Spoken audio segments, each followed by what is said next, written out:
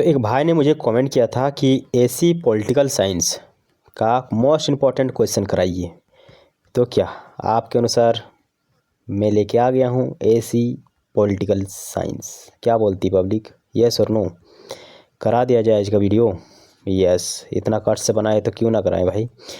तो political science वाले जो बच्चे हैं बीबीएमक्यू के, उनके लिए आज चांदी ही चांदी रहने वाला है, क्योंकि भाई 10 गो यूनिट 1 से मोस्ट इम्पॉर्टेंट 10 गो प्रश्न है, देख सकते हैं आप। और इसका पीडीएफ जो कि मैं ऑलरेडी आपको दे दिया हूँ टेलीग्राम में। तो टेलीग्राम का नाम क्या है वो मैं आपको लास्ट में बताऊंगा। अभी आप पहले वीडियो देखिए, समझिए, फिर आप टेलीग्राम में जाकर उसको डाउनलोड करके रिवीजन कर सकते हैं। तो आज हम पढ़ेंगे एसी पॉलिटिकल साइंस। तो यूनिट 1 हम करेंगे। देखिए यूनिट 1.1 जो है, इसका मतलब यूनिट 1 में आपको एक टॉपिक देखने को मिलेगा। उसका नाम क्या है? What are political questions. क्या? What are political questions. तो इसी से आज हम कुछ क्वेश्चन करेंगे और आंसर करेंगे। तो वीडियो में आगे बढ़ने से पहले एक बार सभी मिलकर हमारे चैनल को सब्सक्राइब कर दीजिए, ताकि नेक्स्ट टाइम जब मैं वीडियो अपलोड करूं तो आपके मोबाइल पर एक नोटिफिकेशन जाएगा कि बीबीएमक्यू हब नाम का यूट्यूब चैनल वीडियो अपलोड कर दिया है। तो अभी सब्सक्राइब करिए और कंप्लीट वीडियो देखिए। देखिए पहला प्रश्न है हमारे पास, राजनीतिक प्रश्न सिद्धांत, यानी हमारा जो पॉलिटिकल क्वेश्चन डॉक्ट्राइन है, इससे आप क्या समझते हैं? What are you doing? आप क्या कर रहे हैं अभी बताइए। तो आप लेट के देख रहे हैं या फिर बैठ के देख रहे हैं? कमेंट करके बताइए। मुझे उम्मीद है कि आप लेट के देख रहे होंगे। कोई बात नहीं, वीडियो को आराम से सुनिए, उसके बाद पीडीएफ से रिवीजन कीजिए। तो इसका आंसर क्या रहेगा आइए जानते हैं। एक सिद्धांत है, इसको आपको रटना ही पड़ेगा भाई। थोड़ा बहुत इधर उधर कर लीजिएगा, लेकिन थोड़ा समझ लीजिए कि आखिर ये प्रश्न कहना क्या चाहता है। पॉलिटिकल जो क्वेश्चन डॉक्ट्राइन है ये। तो हम पॉइंट नंबर 1 देके लिखेंगे क्या? राजनीतिक प्रश्न सिद्धांत जो हमारा न्याय शास्त्र है, न्याय शास्त्र जो है, इसकी वह अवधारणा है जिसके तहत न्यायालय कुछ विशेष मुद्दों पर सुनवाई करने या निर्णय देने से इनकार कर देते हैं। ओके, तो यह एक ऐसा मुद्दा है जिसके तहत आपको जो सुनवाई है या फिर किसी प्रकार का जो निर्णय है, इससे इनकार कर देता है। कौन? न्यायालय। समझ में आया कि नहीं आया? आ गया होगा। तो क्या हमने समझा कि हमारा जो राजनीतिक प्रश्न सिद्धांत है, ये न्याय शास्त्र की वह अवधारणा है जिसके तहत जो न्यायालय होता है कुछ विशेष मुद्दों पर सुनवाई करता है या निर्णय देने से इनकार कर देता है कि हम इस पर निर्णय नहीं देंगे। उसी को हम लोग क्या कहते हैं? Political question doctrine. ओके, अब आइए देखते हैं आगे क्या लिखा हुआ है। अदालत का मानना होता है कि ये जो मुद्दे होते हैं कानून की व्यवस्था से अधिक नीति निर्माण और राजनीति से संबंधित होगा। तो ये जो अवधारणा होता है जिसके लिए हमारा न्यायालय इस पर कोई भी सुनवाई नहीं करता है, उसका कहना है कि ये नीति निर्माण जो है ये व्यक्तियों के लिए फ़ायदेमंद रहेंगे, इसीलिए हम इस विषय पर किसी भी प्रकार का कोई निर्णय नहीं देंगे।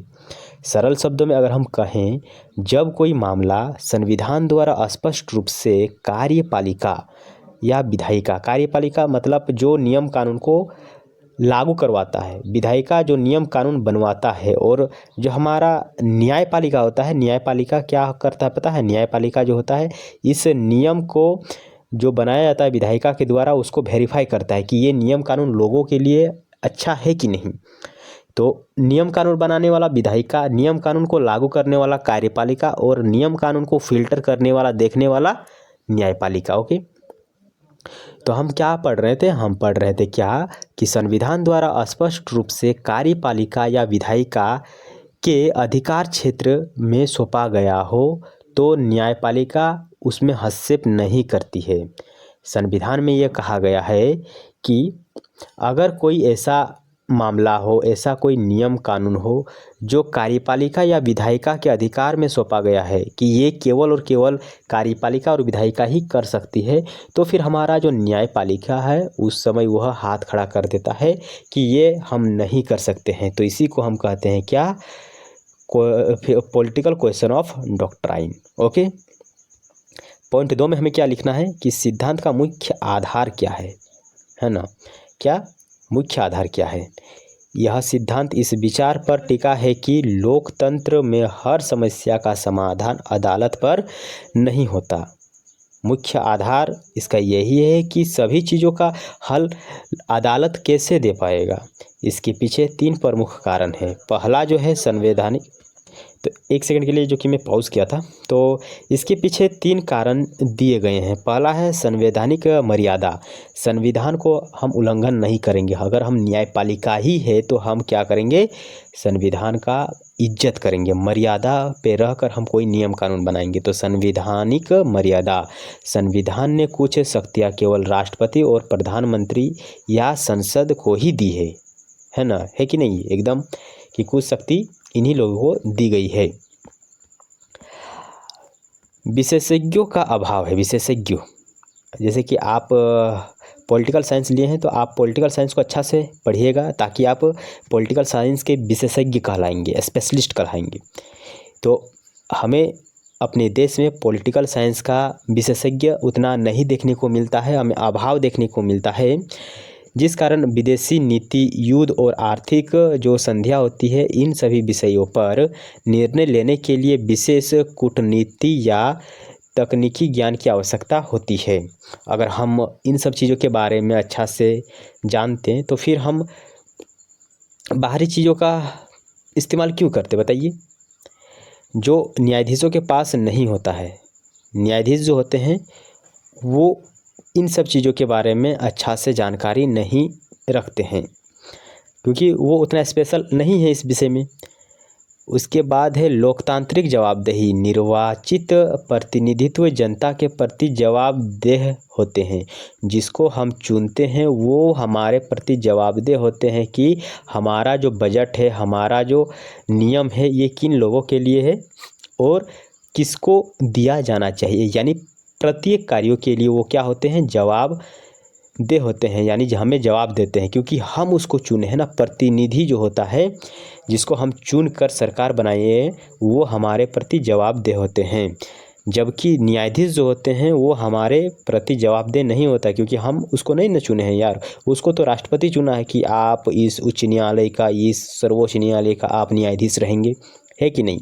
तो इसीलिए जो न्यायाधीश होता है ये हमारे प्रति जवाबदेह नहीं होता है, जबकि प्रधानमंत्री जो होता है ये हमारे प्रति जवाबदेही रखते हैं। इसलिए नीतिगत फैसले प्रतिनिधियों को ही लेने चाहिए। जो नीति बनता है, जो नियम कानून बनता है, वो किसको लेना चाहिए, वो प्रतिनिधि जो होते हैं उन्हीं को ये चीज़ लेना चाहिए। अगला है प्रमुख मानक। मानक मतलब क्राइटेरिया। अमेरिका के प्रसिद्ध मामले, एक है हमारे पास बेकर बनाम कार। क्या बेकर बनाम कार, ये जो मामला है ये 1962 का है। कब का है, 1962 का है। उसमें एक न्यायमूर्ति उस समय के थे, उसका नाम था विलियम ब्रेनन, ने कुछ शर्तें बताई थी जिससे यह तय होता है कि कोई जो मुद्दा है यह राजनीतिक प्रश्न है या नहीं। तो कोई भी मुद्दा राजनीतिक प्रश्न है या नहीं, इसके बारे में हमें एक न्यायमूर्ति ने बताया, उसका नाम था विलियम ब्रेनन। वो कहाँ का था, अमेरिका का था, और ये जो मामला था उसको हम कहते हैं बेकर बनाम कार। तो उसने कहा कि क्या संविधान ने कुछ मुद्दों का निर्णय लेने की शक्ति स्पष्ट रूप से किसी अन्य शाखा को दी है। पूछ रहा है वो, क्या संविधान ने उस मुद्दे का निर्णय लेने की शक्ति स्पष्ट रूप से किसी अन्य शाखा को दी है। फिर पूछता है, क्या उस मुद्दे को सुलझाने के लिए न्यायपालिका है, न्यायपालिका के पास कोई सटीक कानूनी पैमाना यानी कोई स्टैंडर्ड मौजूद है कि कोई राजनीतिक प्रश्न है या नहीं। इसको जांचने के लिए जो न्यायपालिका है उसके पास कोई सटीक कानूनी पैमाना है, ये पूछ रहा है हमारे विलियम ब्रेनन ने। फिर पूछ रहा है क्या अदालत के हस्तक्षेप यानी आप इसमें इंटरफेयर नहीं कर सकते, हस्तक्षेप से सरकार के अन्य अंगों के समान कोई ठोस पहुँचेगी, यानी कोई इफ़ेक्ट पड़ने वाला है क्या अन्य अंगों में, ये चीज़ पूछ रहा है। तो बस ऐसे ही हमको इसको याद करना है, अन्यथा फिर ज़्यादा कुछ है नहीं। फिर चौथा नंबर हमें पॉइंट में लिखना है क्या, भारतीय संदर्भ में इसकी स्थिति क्या है। भारत में राजनीतिक प्रश्न सिद्धांत को अमेरिका के तरह कड़ाई से लागू नहीं किया जाता है। अमेरिका में ये बहुत ही ज़्यादा कठोर है कि कौन सा राजनीतिक प्रश्न है, कौन सा नहीं है, ये अमेरिका में बहुत ही कठोर से इसका नियम कानून बनाया गया है, लेकिन भारत में ऐसा नहीं है। भारतीय न्यायपालिका न्यायिक समीक्षा एक जुडिशियल रिव्यू होता है, उसको संविधान का मूल ढांचा मानती है कि कोई भी नियम कानून को हम पहले चेक करेंगे। क्या करेंगे, नियम कानून है उसको चेक करेंगे, अगर वो एक स्टैंडर्ड को फुलफिल करता है तो ये फिर लोगों के पास जाएगा, अन्यथा ये वहीं पे रुक जाएगा, वहीं पे वो डिलीट हो जाएगा। तो उसी को कहते हैं हम भारत में जुडिशियल रिव्यू यानी न्यायिक समीक्षा। हमारे पास एक आर्टिकल है, आर्टिकल 356, जब राष्ट्रपति शासन से जुड़ा हुआ है। हमारे पास एक अनुच्छेद है आर्टिकल 356, याद रखिएगा 356 राष्ट्रपति शासन से संबंधित है, यानी राष्ट्रपति शासन 356 में लगता है। पहले इसे युद्ध राजनीतिक माना जाता था, लेकिन एसआर बॉम्बे मामला एक हुआ था 1994 में। सुप्रीम कोर्ट ने कहा कि यदि कोई राष्ट्रपति का निर्णय, जो निर्णय है, राष्ट्रपति अगर कोई निर्णय ले रहा है, जो निर्णय है वो दुर्भावपूर्ण है, तो अदालत उसकी समीक्षा कर सकती है। समझ में आया। तो अगर राष्ट्रपति का कोई ऐसा निर्णय है जो दुर्भावपूर्ण है, राष्ट्रपति वो ऐसा नहीं सोच पा रहे हैं कि ये जो नियम है ये लोगों के लिए अच्छा है कि नहीं, तो फिर उसमें अदालत उसकी समीक्षा, उसको चेक कर सकता है। समीक्षा का मतलब चेक कर सकता है। निवारक निरोध और नीतिगत निर्णय, ये क्या है, निवारक निरोध और नीतिगत निर्णय। सामान्यतः अदालतें जो होते हैं ये सरकार की आर्थिक नीतियों या रक्षा संबंधित जो सौदे होते हैं, जैसे राफेल खरीदना, विदेश से और भी कोई चीज़ लाना, तो ये जो रक्षा संबंधित जो सौदे होते हैं इसमें तब तक हस्तक्षेप नहीं करती है जब तक कि उसमें स्पष्ट रूप से मौलिक अधिकार का हनन ना हो रहा हो। तो हमारा जो न्यायपालिका है तब तक हस्तक्षेप नहीं करती है जब तक उसमें मौलिक अधिकार का हनन ना हो रहा हो। अगर किसी का भी मौलिक अधिकार का उससे हनन हो रहा है तो फिर जो हमारा क्या सुप्रीम कोर्ट है वो फिर हस्तक्षेप कर सकता है और उसको शून्य घोषित कर देगा कि ये जो नियम है, ये जो कानून है, ये जो चीज़ है, ये आज से लागू नहीं होगा। ओके, 5वें नंबर पॉइंट में हमें क्या लिखना है, आलोचनाएं और सीमाएं। ये जो प्रश्न वाला हमारा क्वेश्चन था आज का, प्रश्न क्या था, प्रश्न ये था कि राजनीतिक प्रश्न सिद्धांत, ओके, यानी पॉलिटिकल क्वेश्चन डॉक्ट्राइन। तो इसका 5 नंबर पॉइंट में क्या लिखा है आइए जानते हैं। तो इसकी आलोचना भी बहुत सारे लोगों ने की और इसकी भी एक सीमा है। सीमा मतलब एक दायरा है, इससे बाहर ये नहीं जाएगा। ओके, इसी के भीतर ये कार्य करेगा। तो जहाँ एक और यह सिद्धांत न्यायपालिका को अपनी सीमा में रखता है कि न्यायपालिका आप यहीं तक सीमित है, आप इससे बाहर नहीं जा सकते हैं, वहीं आलोचकों का मानना है कि जो ये चीज़ क्रिटिसाइज करते हैं कि नहीं ये चीज़ होना चाहिए, तो आलोचकों का मानना है कि इनके नाम पर अदालतें अपनी संवैधानिक जिम्मेदारी में भाग नहीं ले रहे हैं, यानी उससे भाग रहे हैं यार इसके नाम पर। क्या ये जो हमारा प्रश्न है पॉलिटिकल क्वेश्चन डॉक्ट्राइन, इसको ये प्रमुख मानकर किसी भी काम से बोल रहे हैं कि ये हमारा जिम्मेदारी नहीं है, इसको बोल रहा है। ओके, तो आप लोग नहीं समझे, मैं आपको समझाता हूँ। जैसे कि आप लोग अभी कितना साल के हैं, आप लोग अभी 23 साल के हैं, आप लोग भी 23 साल के हैं, और एक मान लो कि पेड़ जो कि काटना है, और अभी आप लोग पढ़ाई भी कर रहे हैं, आपके घर में कोई पेड़ है उसको काटना है, तो आप लोग बोल रहे हैं कि नहीं मैं पढ़ूंगा, मैं ये काम नहीं कर सकते। आप ये काम कर सकते हैं, पेड़ काट सकते हैं, लेकिन आप पढ़ाई का हवाला दे के आप ये काम नहीं कर रहे हैं। सेम इसी प्रकार जो हमारे न्यायपालिका है वो बोलती है कि हमारे पास एक पॉलिटिकल क्वेश्चन डॉक्ट्राइन है, इसके माध्यम से हम किसी भी चीज़ को छू नहीं सकते हैं। तो उसी जो पॉलिटिकल क्वेश्चन डॉक्ट्राइन है इसका सहारा लेके ये अपने आप को बचा रही है। ओके, इतना समझ में आ गया होगा, नहीं आया है तो कमेंट कीजिए। आगे है क्या,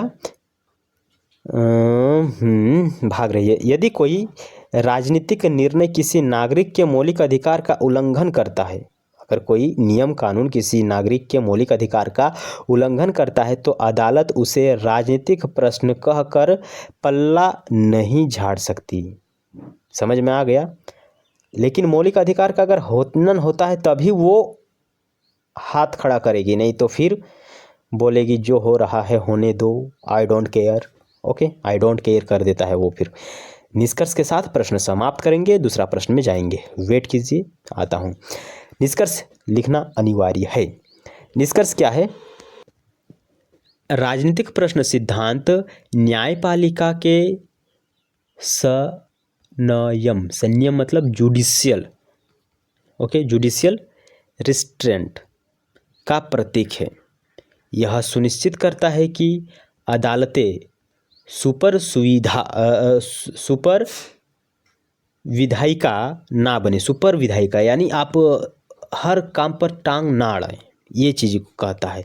जो राजनीतिक प्रश्न सिद्धांत है ये कहता है कि आप सभी कार्यों पर अपना टांग मत अड़ाइए। हालांकि एक जीवंत लोकतंत्र में यह आवश्यक है कि जो न्यायपालिका है और जो हमारा कार्यपालिका है उसके बीच एक महीन संतुलन बना रहे, ताकि जो हमारा राजनीतिक के नाम पर संविधान की मूल भावना है उसका उल्लंघन ना हो। ओके, समझ में आ गया होगा। चलिए नेक्स्ट प्रश्न की ओर चलते हैं। प्रश्न काफ़ी इंपॉर्टेंट है। प्रश्न बोल रहा है क्या बेकर बनाम कार, ऊपर जो हमने पढ़ा था बेकर बनाम कार, अमेरिका का जो एक था न्यायपालिका नहीं, न्यायाधीश, तो वो मामला आखिर क्या है और उसका क्या महत्व है।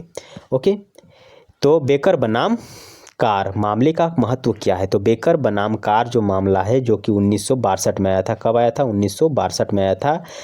अमेरिकी संवैधानिक कानून के इतिहास में सबसे महत्वपूर्ण फैसलों में से एक माना जाता है। इसे अक्सर राजनीतिक प्रश्न सिद्धांत की आधुनिक व्याख्या का आधार स्तंभ कहा जाता है, जो अभी आपको आधुनिक समय में देखने को मिल रहा है। राजनीतिक प्रश्न सिद्धांत इसका एक आधार स्तंभ माना जा रहा है। इसका महत्व हम निम्नलिखित बिंदुओं के माध्यम से समझेंगे। ओके, निम्नलिखित बिंदु 1 2 3 4 5 6 इस प्रकार करके समझेंगे। तो आप भी ऐसा ही लिखिएगा ताकि जो आपका कॉपी चेक करे वो आपको प्रॉपर नंबर दे सके। तो देखिए, पहला हम मामलों की पृष्ठभूमि, जो ये जो मामला है कार बनाम क्या, कार बनाम था बेकर बनाम कार, इसका पृष्ठभूमि आखिर क्या है, बैकग्राउंड क्या, पृष्ठभूमि का मतलब बैकग्राउंड, आखिर ये आया कहाँ से। तो इस मामले का हम बैकग्राउंड जानेंगे। तो 1960 के दशक तक अमेरिका के टेनेसी राज्य में चुनावी जिले का सीमांकन कई दशकों से नहीं बदला गया था। सीमांकन यानी चुनाव, इस क्षेत्र के जो नागरिक है वो यही के आदमी को वोट देगा, ये सीमांकन हुआ। आप बोकारो या झारखंड के किस ज़िले से हैं एक बार कमेंट करके बताइए, और आपका जो विधानसभा क्षेत्र है वो कौन सा है ये भी बताइए। तो क्या आप अपने विधानसभा क्षेत्र से अन्य किसी विधानसभा क्षेत्र में चुनाव लड़ने के लिए गए हैं? नहीं गए हैं, तो उसी को हम कहते हैं सीमांकन। क्या सीमांकन कहते हैं। कई सालों तक ये नहीं बदला गया था। ये बदलता है, जो सीमांकन होता है ना चुनाव में, ये बदलता है, लेकिन यहाँ पे बोल रहा है कि कई सालों तक ये नहीं बदला गया था। आबादी बढ़ने के बावजूद ग्रामीण क्षेत्रों को शहरी क्षेत्रों के मुकाबले अधिक प्रतिनिधित्व मिल रहा था।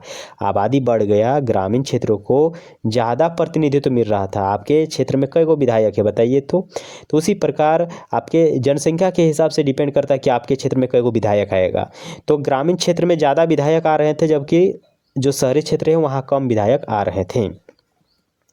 एक चार्ल्स बेकर नाम का था, बेकर आदमी, इसीलिए बेकर बनाम कार आ गया। ओके, बेकर बनाम कार। तो चार्ल्स बेकर ने इसके खिलाफ अदालत पर एक दस्तावेज दिया। उस समय तक का जो अदालत था उसका मानना था कि चुनावी जिलों का बंटवारा एक राजनीतिक प्रश्न पत्र है। वो बोल रहा था कि इसमें हम कोई काम नहीं कर सकते हैं, ये तो हमारे कार्यपालिका और विधायिका के ऊपर डिपेंड करता है। तो ये कह के अदालत अपना पीछा छुड़ा रहे थे, इसलिए न्यायपालिका इसमें दखल नहीं दे सकती थी। किस लिए? क्योंकि वो बोल रही थी संविधान में तो राजनीतिक प्रश्न पत्र लिखा हुआ है, तो हम इस विषय पर फिर कुछ नहीं कर सकते हैं। तो फिर क्या हुआ, ये तो बैकग्राउंड हुआ कि ये आखिर आया कहाँ से। ये आया कहाँ से पता है?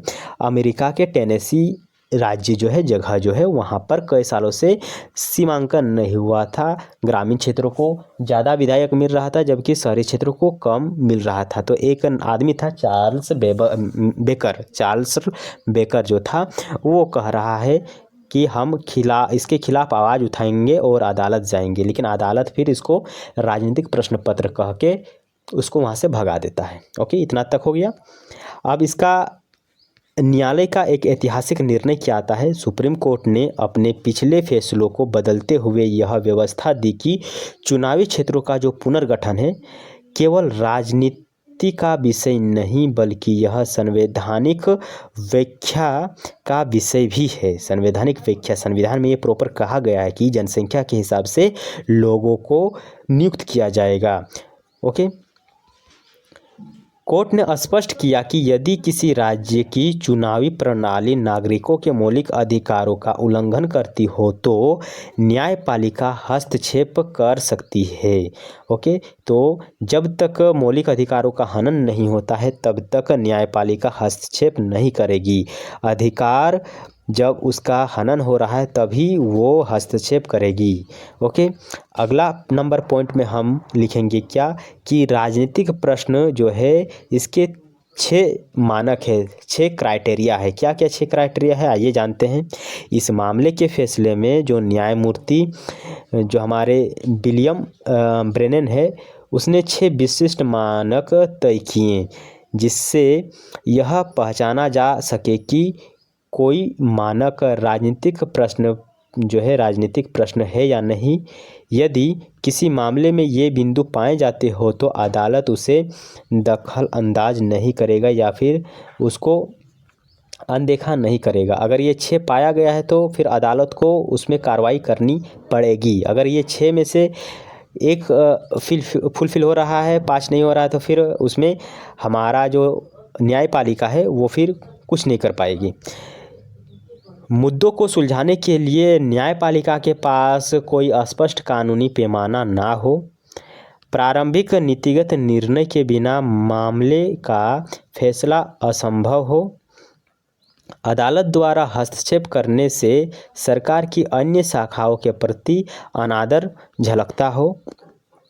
ये हमारा पास जो 6 क्राइटेरिया है वो है किसी पूर्व निर्धारित राजनीतिक फैसले का पालन करना मजबूर हो, और अंत में हम देखेंगे क्या विभिन्न विभागों से अलग अलग संदेश जाने की संभावना हो।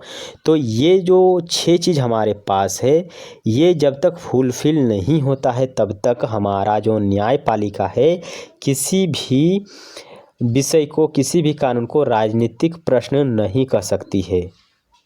ओके, ये 6 फुलफिल होना चाहिए तभी वो कुछ कर पाएगी, नहीं तो फिर वो बोलेगी कि ये तो राजनीतिक प्रश्न पत्र है, हम कुछ नहीं कर पाएंगे। ओके, अगले नंबर पॉइंट में लिखेंगे एक व्यक्ति एक वोट का अधिकार। एक व्यक्ति एक वोट का अधिकार। इस मामले ने भविष्य के लिए एक व्यक्ति एक वोट के सिद्धांत का मार्ग प्रशस्त किया। मार्ग प्रशस्त किया मतलब रास्ता दिखाया कि एक व्यक्ति एक ही वोट डालेगा। ओके, ये जो मामला है, ओके, बेकार वर्सेस कार, इसने सुनिश्चित किया कि प्रत्येक नागरिक के वोट का मूल्य समान होना चाहिए, चाहे वो ग्रामीण क्षेत्र में रहे या फिर शहरी क्षेत्र में रहे, सभी के वोट का वैल्यू एक ही रहेगा। अगला है शक्तियों के संतुलन पर प्रभाव, न्यायिक सक्रियता। इसने न्यायपालिका के शक्ति को बढ़ाया जिससे वह उन क्षेत्रों में भी जांच कर सकती है जिन्हें पहले प्रतिबंधित माना जाता था। यानी जो न्यायिक सक्रियता शब्द आया, इससे न्यायपालिका की शक्ति और भी बढ़ी और वह अब उन क्षेत्रों में भी अपनी जांच कर सकती है जो पहले प्रतिबंधित थी, जो पहले वह जांच नहीं कर सकती थी। लोकतंत्र का सुदृढ़ीकरण, इसने राजनीतिक भ्रष्टाचार और जो पक्षपातपूर्ण सीमांकन था पर लगाम लगाने में मदद की। ओके, तो प्रश्न काफ़ी अच्छा लगा। आपको समझ में आया कि नहीं, एक बार ज़रूर कमेंट करके बताइए। निष्कर्ष लिखेंगे अब। बेकर बनाम कार मामले का महत्व इस बात में है कि इसने स्पष्ट किया कि न्यायपालिका राजनीति के भंवर में नहीं फंसेगी, यानी हम राजनीतिक के चंगुल में नहीं फंसेगी, हम स्वतंत्र रहेंगे, लेकिन वह संविधान की रक्षा से भी पीछे नहीं हटेगी। ये बात ये बोल रहा है। अगर किसी के संविधान से जो मौलिक अधिकार वाला शब्द है, अगर वो उल्लंघन हो रहा है तो फिर हम हाथ आगे बढ़ाएंगे, उसको मदद करेंगे, लेकिन जब तक उसका मौलिक अधिकार का हनन ना हो रहा हो तो हम फिर कुछ नहीं करेंगे। भारत जैसे देशों में भी जब निर्वाचन क्षेत्र के परिसीमन या राजनीतिक विवादों की बात आती है तो इस मामले के तर्क आज भी प्रासंगिक माने जाते हैं। ओके, तो इसको एक बार कॉपी में नोट कीजिएगा। मैं वैसे आपको तो पीडीएफ दे दूंगा, लेकिन एक बार कॉपी में नोट करने से आपका हैंड राइटिंग अच्छा रहेगा। प्रश्न नंबर 3 क्या है? भारतीय जो न्यायपालिका है और राजनीतिक प्रश्न सिद्धांत है, इसके बीच एक आपको संबंध बताना है। यानी क्या संबंध है? ओके, एक नहीं 2-3, तब ना पेज भरेगा यार। तो भारतीय न्यायपालिका और जो हमारा राजनीतिक प्रश्न सिद्धांत है, इसके बीच हमें संबंध बताना है। तो आइए इसका संबंध यानी रिलेशन देखते हैं। तो भारतीय न्यायपालिका और राजनीतिक प्रश्न सिद्धांत के बीच संबंध काफ़ी दिलचस्प और संतुलित है। भारतीय संदर्भ में इसे न्यायिक संयम कहते हैं। क्या भारत में इसको क्या कहते हैं? न्यायिक संयम। क्या? न्यायिक संयम कहते हैं, जबकि अमेरिका में इसको राजनीतिक प्रश्न सिद्धांत कहते हैं। और अमेरिका में इसको क्या कहते हैं? न्यायिक संयम। और न्यायिक समीक्षा के बीच एक रस्साकसी के रूप में देखा जा सकता है। तो न्यायिक समीक्षा और न्यायिक संयम, इसको हम भारत में कहते हैं। इसको निम्नलिखित चरणों में हम लिख सकते हैं। 1 नंबर 2 नंबर पॉइंट के साथ जब हम इसको लिखेंगे तो ये अट्रैक्टिव लगेगा, ताकि हमें अच्छा नंबर मिलेगा। भारतीय दृष्टिकोण क्या है? ये जो अमेरिका का सिद्धांत है, ये भारत से हमें भिन्न देखने को मिलता है, अलग देखने को मिलता है। तो अमेरिका में राजनीतिक प्रश्न सिद्धांत जो है ये बहुत ही कठोरता से लागू होता है, जहां अदालतें राजनीतिक मामलों से पूरी तरह दूर रहती है। जहां अदालत है ये राजनीतिक मामलों से पूरी तरह दूर रहती है। तभी तो डोनाल्ड ट्रंप इतना आगे बढ़ गया है, सभी देशों को अपना गुलाम बनाना चाहता है। अगर वहाँ का न्यायपालिका इतना सशक्त रहती तो फिर वो इतना आगे नहीं बढ़ता, जहाँ तक मुझे लग रहा है। इसके विपरीत भारत में जो है न्यायपालिका का मानना है कि संविधान की सर्वोच्चता, यानी सबसे ऊपर हमारा संविधान जो है ये सर्वोपरि है। हम संविधान के नीचे ही रह के काम करेंगे। यदि किसी राजनीतिक प्रश्न के पीछे कोई संवैधानिक या कानूनी प्रश्न छुपा है तो भारतीय अदालत जो है, भारत की जितना भी अदालत है, उन पर सुनवाई करने के पीछे कोई हटेगा नहीं। यानी सभी अदालत उस पर सुनवाई करेगा अगर किसी का संविधान में जो मौलिक अधिकार दिया है वो अगर हनन हो रहा है तो। दूसरे नंबर प्रश्न में हम लिखेंगे, पॉइंट में लिखेंगे क्या? शक्तियों का पृथक्करण बनाम न्यायिक समीक्षा। भारतीय संविधान के तहत जो न्यायपालिका, विधायिका और कार्यपालिका है, उसके बीच शक्तियों का हमें बंटवारा देखने को मिलता है। सबको स्पेशल काम दे दिया गया है कि आप इसी काम को कीजिएगा, इस काम के अलावा और कोई काम नहीं आप करेंगे। तो सबसे पहले विधायिका का काम क्या होता है? नियम कानून बनाना। कार्यपालिका का काम क्या होता है? नियम कानून जो ये बनाता है, इसके नियम कानून को लोगों तक पहुंचाना।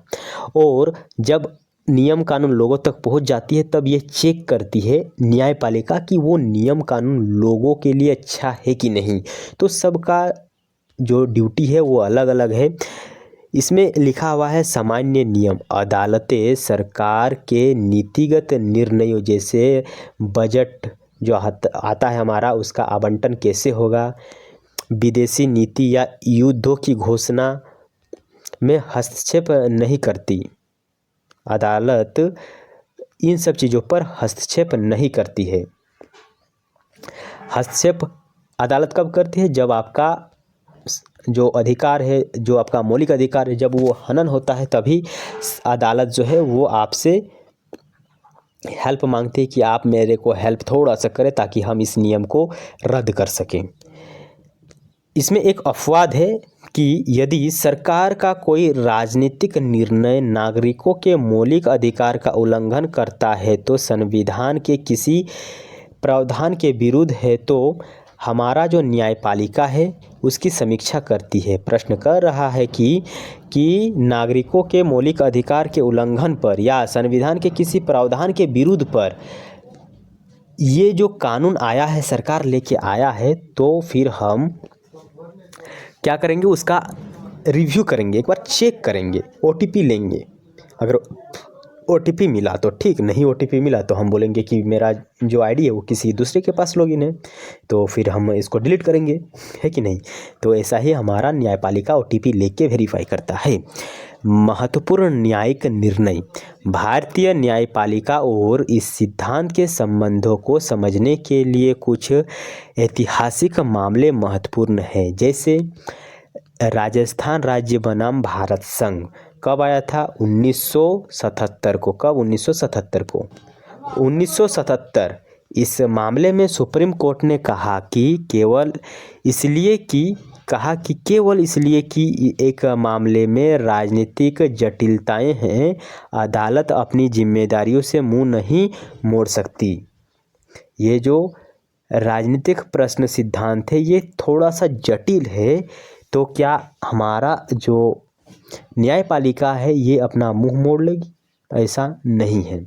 यदि कोई कानून अधिकार को प्रभावित कर रही है तो कोर्ट हस्तक्षेप करेगा।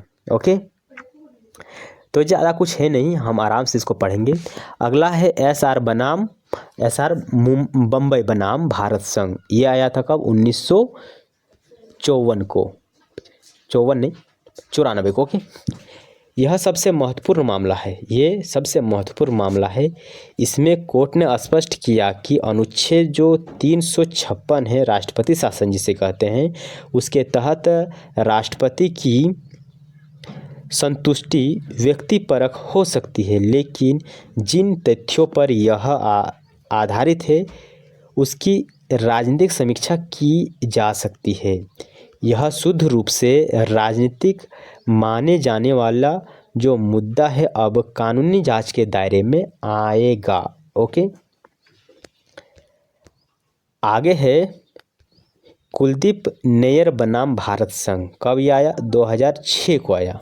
सुप्रीम कोर्ट ने फिर से दोहराया कि राजनीतिक प्रश्न सिद्धांत भारत में वहाँ लागू नहीं होता है जहाँ संवैधानिक उल्लंघन का स्पष्ट प्रमाण हो। जहाँ हमें लग रहा है कि उस क्षेत्र में संविधान का उल्लंघन हो रहा है वहाँ राजनीतिक प्रश्न सिद्धांत लागू नहीं होता है।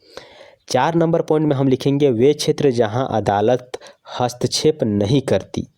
जैसे कहाँ? रक्षा क्षेत्र में, बजट क्षेत्र में करती है? नहीं करती है। न्यायपालिका कुछ मामलों में कभी भी शुद्ध राजनीतिक प्रश्न मानती है, उसको बोलती है कि ये तो शुद्ध राजनीतिक प्रश्न है, हम इसमें क्यों हस्तक्षेप करें। विदेशी नीति हो गया, कूटनीति हो गया, इन सब चीज़ों में जो हमारा न्यायपालिका है ये भाग नहीं लेती है, बोलती है इसको सरकार को करने दो, मैं कुछ नहीं करूँगा। किसी देश के साथ संधि करना और युद्ध की घोषणा करना, आज से भारत पाकिस्तान का युद्ध स्टार्ट, मोदी अगर बोल दे तो फिर न्यायपालिका कुछ नहीं करेगा। न्यायपालिका नहीं बोलेगा कि लोगों का मौलिक अधिकार हनन होगा युद्ध से। न्यायपालिका बोलेगा करो जो करना है, मेरे को क्या, ये संविधान में लिखा हुआ है।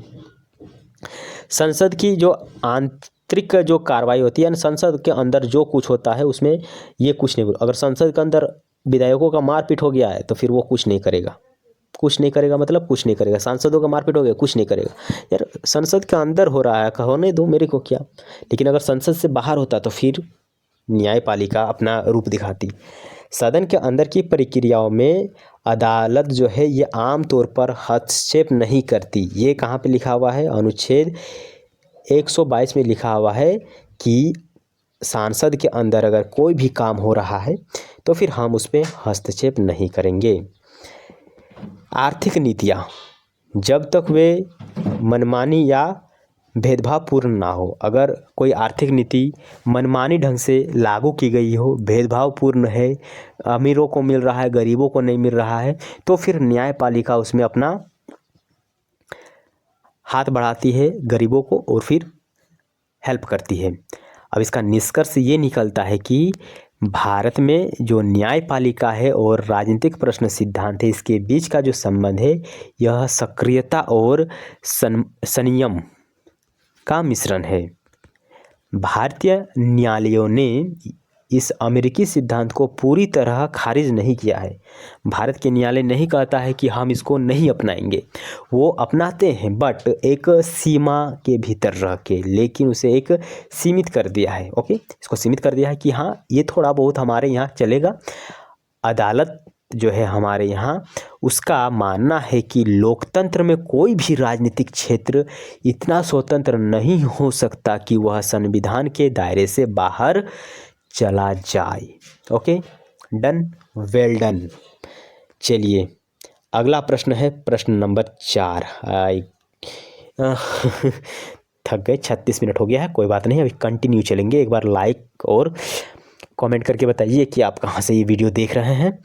चलिए प्रश्न क्या है? संवैधानिक व्याख्या और राजनीतिक विवेधिकार में क्या अंतर? विवेधिकार मतलब आइए समझते हैं इसमें हमें क्या अंतर देखने को मिलता है। तो संवैधानिक जो व्याख्या है और जो राजनीतिक विवेधिकार है, इसके बीच का जो अंतर है ये न्यायपालिका और कार्यपालिका के सीमाओं को निर्धारित करती है। ये बोलती है कि ये मतलब ये संविधान का जो व्याख्या है और राजनीतिक सीमाधिकार है, विवेधिकार है, ये बोलती है क्या कि हमारा जो न्यायपालिका है ये इससे बाहर काम नहीं करेगी और जो हमारा कार्यपालिका है वो भी इससे बाहर काम नहीं करेगी। अगर काम करना है उसको लोगों के लिए तो इस सीमा के भीतर रह के काम करो, इस सीमा के भीतर रह के काम करो। तो संवैधानिक व्याख्या मतलब क्या होता है? संवैधानिक व्याख्या यह एक कानूनी प्रक्रिया है। ओके, यह एक कानूनी प्रक्रिया है। संवैधानिक व्याख्या तब होती है जब संविधान का कोई प्रावधान अस्पष्ट हो।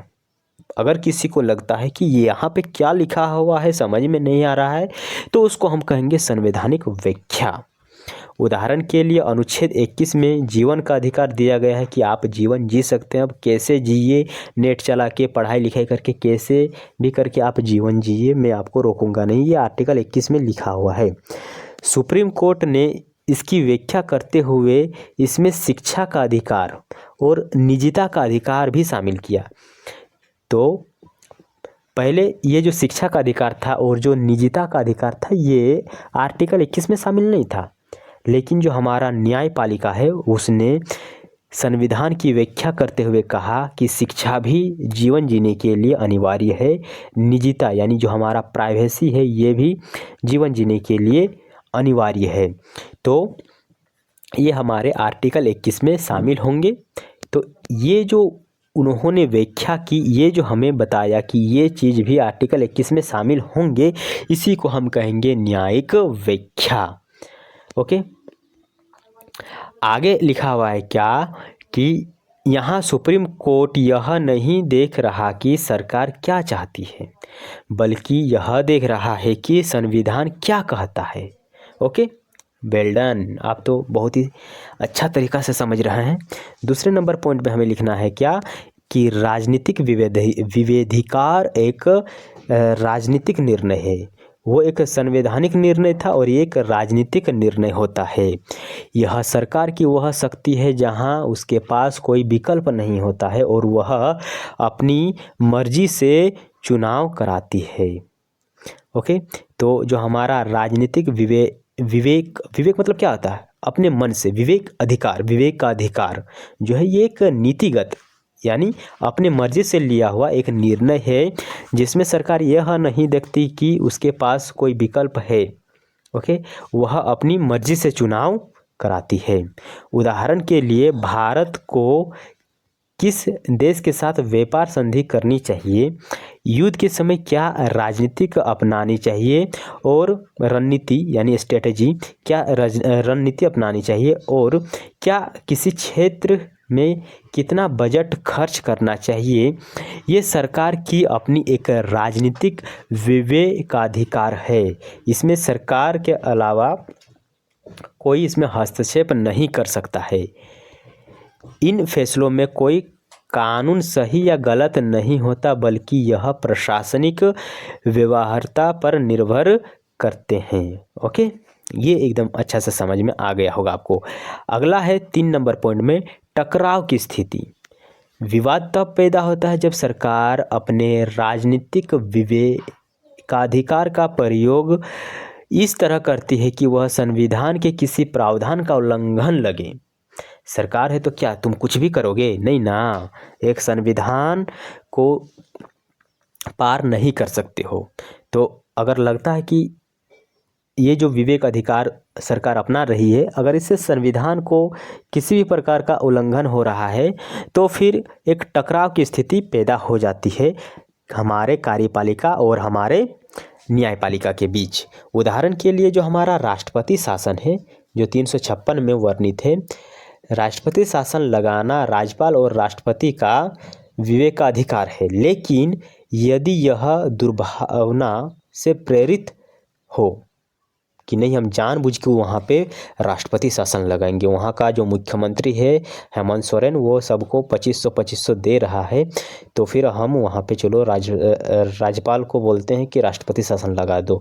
तो ऐसे में टकराव की स्थिति उत्पन्न हो जाती है ना कि वहाँ अभी सरकार मौजूदा चल रहा है, आप वहाँ कैसे राष्ट्रपति शासन लगाएंगे बोलिए। तो ऐसा नहीं होना चाहिए, दुर्भावना प्रेरित नहीं होना चाहिए। तो उस समय क्या होता है, हमारा जो न्यायपालिका होता है यह उसकी संवैधानिक व्याख्या कर सकता है कि वह वास्तव में आवश्यक था या नहीं, वहाँ राष्ट्रपति शासन लगाना रियली में रियल है, मतलब अच्छा है कि नहीं, बस इतना। ज़्यादा किताबी भाषा भी हमें जो कि बोरिंग कर सकता है।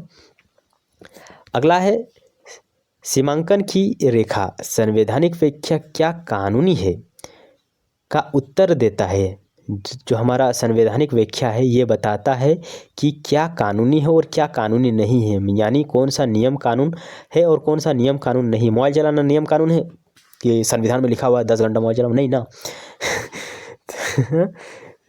और अगर कोई चीज़ कानूनी है तो इसका उत्तर हमें कौन देता है? संवैधानिक व्याख्या देता है। जबकि जो हमारा राजनीतिक विवेकाधिकार है क्या उचित है और क्या लाभकारी है, इसका उत्तर देता है। ओके, आई नो कि आप लोग समझ पा रहे होंगे अच्छा से। अगला इसका निष्कर्ष लिखेंगे। निष्कर्ष है, सरल शब्दों में कहें तो संवैधानिक व्याख्या तब बाउंड्री लाइन है जो हमारा, एक सेकेंड, हाँ, तो सरल शब्दों में हमें कहे तो जो हमारा संवैधानिक व्याख्या है वह बाउंड्री लाइन है। फिर से स्टार्ट हो गया यार, तो मेरा आवाज़ को थोड़ा सा सुनिएगा, अभी प्रश्न है यार बहुत ज़्यादा है। तो वह बाउंड्री लाइन है जिसे न्यायपालिका खींचती है और राजनीतिक विवेकाधिकार वह खेल है जो सरकार उस बाउंड्री के भीतर खेलती है। यानी हमारा जो क्रिकेट का बाउंड्री होता है जहाँ से हम चौका छक्का मारते हैं, ये जो बाउंड्री है ये न्यायपालिका खींचती है, और जो हमारा सरकार है यानी विधायिका कार्यपालिका है वो क्रिकेट इसी बाउंड्री के भीतर रह के खेलेगी। इस बाउंड्री से अगर बाहर कोई गया तो फिर आउट। ओके, ये अलग क्रिकेट खेल है। तो उसी बाउंड्री के भीतर खेलती है। जब तक खिलाड़ी बाउंड्री के भीतर है, एम्पायर यानी हमारा जो न्यायपालिका है हस्तक्षेप नहीं करेगी, लेकिन जैसे ही बाउंड्री पार कोई करता है, एम्पायर यानी न्यायपालिका जो है संवैधानिक व्याख्या के माध्यम से हस्तक्षेप करता है। एक नंबर, मज़ा आया क्या? उदाहरण तो 1 नंबर दिया गया है। चलिए अगला प्रश्न है हमारे पास, क्या अनुच्छेद 356 जो राष्ट्रपति शासन के बारे में है, इसका प्रयोग एक राजनीतिक प्रश्न है? पूछ रहा हूं, आइए देखते हैं है कि नहीं। यानी अगर राष्ट्रपति शासन लग रहा है तो क्या हमारा न्यायपालिका उसमें हस्तक्षेप करेगी? यस और नो, यही चीज़ हम बताने वाला हूं अभी। तो अनुच्छेद जो हमारा 356 है दोस्तों, और जो हमारा राजनीतिक प्रश्न सिद्धांत है, इसके बीच का संबंध भारतीय संवैधानिक इतिहास के सबसे चर्चित विषयों यानी सबसे फेमस, सबसे ज़्यादा विषयों में से एक है। इस प्रश्न का उत्तर हाँ या नहीं के बीच एक विकासवादी यात्रा है। कोई बोलता है हाँ है, कोई बोलता है ना है, लेकिन मैं कहूँगा ना। आर्टिकल जो 356 है, ये लगने से पहले या लग गया तो एक बार हमारे न्यायपालिका को उसमें हस्तक्षेप करना चाहिए, देखना चाहिए कि क्या सही में वहाँ पे राष्ट्रपति शासन लगना चाहिए था कि नहीं। ओके, आइए जानते हैं। इसमें हम लिखेंगे क्या कि आरंभिक स्थिति हम इसमें याद करेंगे कि 1900 जो हमारा 50 और 1970 था उसके दशक तक, यानी शुरुआत में ये कहाँ से कहाँ तक सही था। आज़ादी के बाद शुरुआती दशकों में अनुच्छेद जो 356 है के प्रयोग को काफ़ी हद तक राजनीतिक प्रश्न माना जाता था। यस, 1 नंबर सही बोला है यार। शुरुआती में जब हमारा देश शुरू में आज़ाद हुआ तो उस समय सब अपना अपना राज्य चाहते था, कोई भारत में मिलना नहीं चाहता था। तो उस समय ये राजनीतिक प्रश्न एकदम सही है। अनुच्छेद 356 राष्ट्रपति शासन लगा दो, भारत से कोई अलग नहीं होगा। लेकिन अभी का दृष्टिकोण थोड़ा सा अलग है। अब भाई सब भारत के साथ मिलजुल के रहना चाहता है, तो अभी हमारा जो राजनीतिक प्रश्न सिद्धांत है ये उतना कारगर या फिर लगने से पहले एक बार चेक होना चाहिए। अदालतों का मानना था कि शुरुआती समय में, यानी इस ईयर में, मानना था कि राष्ट्रपति की संतुष्टि एक राजनीतिक निर्णय है। चूंकि राष्ट्रपति जो है मंत्रिपरिषद के सलाह पर काम करते हैं, ये पता है आपको। राष्ट्रपति कुछ काम नहीं करता है, मंत्रिपरिषद के सलाह पर सब काम करता है। मंत्रिपरिषद जो बोलेगा कि राष्ट्रपति खाना खाइए, यस खा रहा हूँ, राष्ट्रपति मोबाइल चार्ज दीजिए, नहीं चलाना होगा, हाँ दे रहा हूँ। तो जितना भी सलाह पर काम करता है ये मंत्रिपरिषद के सलाह पे काम करता है। इसलिए यह माना जाता है कि उनके निर्णय की न्यायिक जांच नहीं की जा सकती। ओके, तो प्रधानमंत्री के कहने पर ही वहाँ पे राष्ट्रपति शासन लगाया गया था ना। उसने देखा कि वहाँ थोड़ा गड़बड़ी है शुरुआती समय में, अभी नहीं, तब राष्ट्रपति शासन लगा दो, राष्ट्रपति लगा दो, हाँ लगा रहा हूँ। एक आया राजस्थान राज्य बनाम भारत संघ, कब? 1977। बदलाव की शुरुआत यहीं से हुई। इस मामले में सुप्रीम कोर्ट ने पहली बार संकेत दिया कि जो अनुच्छेद 356 है पूरी तरह से अदालत के दायरे से बाहर नहीं है। ओके, पूरी तरह से नहीं है।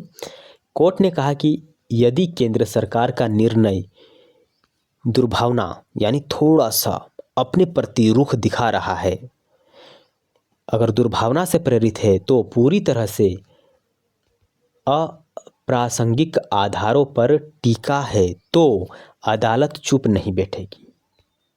ये 1977 में राजस्थान बनाम भारत संघ ने बोल दिया।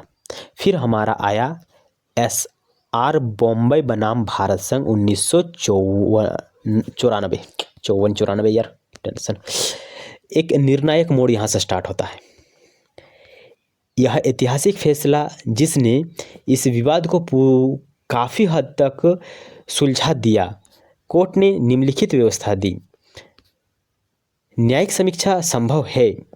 कोर्ट ने न्यायिक समीक्षा संभव है। कौन कह रहा है? हमारा कौन कह रहा है बताइए? न्यायपालिका कर रहा है। कोर्ट ने स्पष्ट किया कि राष्ट्रपति शासन लागू करने की घोषणा न्यायिक समीक्षा के दायरे में आता है। राजनीतिक बनाम कानूनी, हालांकि किसी राज्य में संवैधानिक तंत्र विफल हो, किसी भी राज्य में अगर संवैधानिक तंत्र वहाँ पे मुख्यमंत्री, राज्यपाल, मंत्री आदि लोग कोई नहीं है, विफल हो या नहीं, यह एक राजनीतिक मूल्यांकन हो सकता है, लेकिन जिन सामग्रियों या तथ्यों के आधार पर यह फैसला लिया गया है उसकी जांच अदालत कर सकती है। ओके। बोझ क्या है? Burden of proof. बोझ केंद्र सरकार को यह साबित करना होगा कि अनुच्छेद 356 लागू करने के लिए उसके पास कठोर और प्रासंगिक कारण थे। आखिर क्या कारण था कि आपने वहाँ पे राष्ट्रपति शासन लगाया, वहाँ का मुख्यमंत्री 2500 दे रहा है, तो क्या वो अच्छा से काम नहीं करेगा? करेगा, क्यों नहीं करेगा? तो क्या कारण था? वही कारण पूछना चाहता है, बताना है। किसको? मुख्यमंत्री को, प्रधानमंत्री को। मुख्यमंत्री को क्या बताना है यार? प्रधानमंत्री को बताएगा। उसी के कहने अनुसार तो हमारे राष्ट्रपति शासन लगवाता है ना। 4 नंबर पॉइंट में क्या लिखा है? वर्तमान स्थिति। क्या यह अभी भी राजनीतिक प्रश्न है? वर्तमान में, आज मैं बोल रहा हूँ, आज राष्ट्रपति शासन लगना चाहिए कि नहीं लगना चाहिए? बताइए। अगर लग गया तो क्या न्यायपालिका उसमें कुछ नहीं कर पाएगी? तो आइए देखते हैं। आज की स्थिति में अनुच्छेद जो 356 है, इसके प्रयोग को पूरी तरह राजनीतिक प्रश्न नहीं कहा जा सकता है। यह एक मिश्रित प्रश्न है। ओके, हाँ, ये बात सही है। यह राजनीतिक है क्योंकि सरकार को राज्य की स्थिति का आकलन करना होता है कि हमारा राज्य कैसा है, क्या वो थोड़ा सा अजीबोगरीब रुख तो नहीं कर रहा है, क्या वो हमारे विरोध कर सकता है क्या? यह कानूनी है क्योंकि इसे संविधान के प्रावधानों के भीतर ही होना चाहिए। ओके, चलिए 5 नंबर में लिखा हुआ है क्या? अदालती हस्तक्षेप की सीमाएं। अदालत सरकार को यह नहीं बताती कि उसे शासन कैसे चलाना चाहिए। सरकार को ये नहीं बताती अदालत कि सरकार कैसे, सरकार अपना सरकार चला रही है ना यार, तुम चेक करो कि वो रियल में लगना चाहिए कि नहीं लगना चाहिए। न्यायपालिका अलग काम, चेक करना, चेक करो। मेरा काम है लगाना, हम अपना राज्य को बचाएंगे, हम अपने देश को बचाएंगे। लेकिन वह हस्तक्षेप तब करती है जब निर्णय असंवैधानिक हो। ये बात तो सही है। जब तक असंवैधानिक ना हो तो हमारा अदालत उसमें हस्तक्षेप नहीं करेगा। निर्णय के पीछे कोई कठोर आधार ना हो। निर्णय के पीछे कोई कठोर आधार ही नहीं है, ऐसा मन किया चलो राष्ट्रपति शासन लगा देते हैं, तो फिर हस्तक्षेप कर सकता है। निर्णय विपक्षी दलों की सरकार को गिराने के लिए या दुर्भावना से लिया गया हो, वहाँ की सरकार को चलो गिराते हैं, राष्ट्रपति शासन लगा देते हैं, तो अगर ऐसा कोई सोच रहा है कोई सरकार, तो फिर यह राष्ट्रपति शासन जो है ये लगाना उचित नहीं है। ये फिर न्यायपालिका जो है इसको संविधान का उल्लंघन मान के उसको शून्य कर सकती है। निष्कर्ष लिखेंगे। निष्कर्षतः अनुच्छेद 356 का प्रयोग अब केवल एक राजनीतिक प्रश्न नहीं रह गया। एसआर बॉम्बे के बाद जो रामेश्वर प्रसाद का जो मामला था 2006 में आया था, जैसे मामलों के बाद न्यायपालिका ने यह सुनिश्चित किया कि केंद्र की यह शक्ति मनमानी ना बने। अब ये एक संवैधानिक प्रश्न है, इसकी जांच देश की सर्वोच्च अदालत कर सकती है। ओके, तो अभी जो आर्टिकल 356 है, अनुच्छेद 356 है, यह अब लगने से पहले एक बार सर्वोच्च न्यायालय जो है इसकी जांच करता है। ओके, तो देखिए लगभग 1 घंटा का हमारा जो कि वीडियो बन गया है। अब हम इसको कल करूँगा। हम कल यूनिट 1 का 1.2 करेंगे, जिसमें बहुत सारे प्रश्न हैं। इसको कल हम जो कि करेंगे, तो इसका PDF ले लीजिए, एक बार रिवीजन कीजिए, आपको समझ में आ जाएगा। तो आइए मैं आपको बताता हूँ कि आप इसका PDF कहाँ से डाउनलोड कर सकते हैं। तो अभी शायद मैंने PDF बोला था ना, हाँ PDF बोला था। तो PDF मैं आपको तो दे ही दूँगा, बट ये जो वीडियो मैं बनाया हूँ इतना कष्ट से, तो एक बार आप हमारे लिए वीडियो को लाइक कर दीजिए, चैनल को सब्सक्राइब कर दीजिए, ताकि नेक्स्ट टाइम जब मैं वीडियो अपलोड करूं तो आपके पास एक नोटिफिकेशन आ जाएगा कि BBMKU हब नाम का जो यूट्यूब चैनल है एक नया वीडियो अपलोड किया है। तो फिर आप आराम से आके उसमें देख सकते हैं। अब आपको सर्च करने की कोई आवश्यकता नहीं है। जब तक आप हमें सब्सक्राइब नहीं किए थे तब तक आप सर्च करके पढ़ रहे थे, लेकिन अब आप सर्च नहीं करेंगे, मैं आपको नोटिफिकेशन दूंगा कि भाई वीडियो अपलोड हो गया है, आके देख लो। ओके, तो सब्सक्राइब कर दो, PDF ले लो। तो PDF आपको इस टेलीग्राम चैनल में मिलेगा। नाम क्या है? BBMKU hub. देख सकते हैं, AC political science semester 1 PDF upload है। 2 आदमी देख लिया है, जाकर आप भी देखिए ना यार।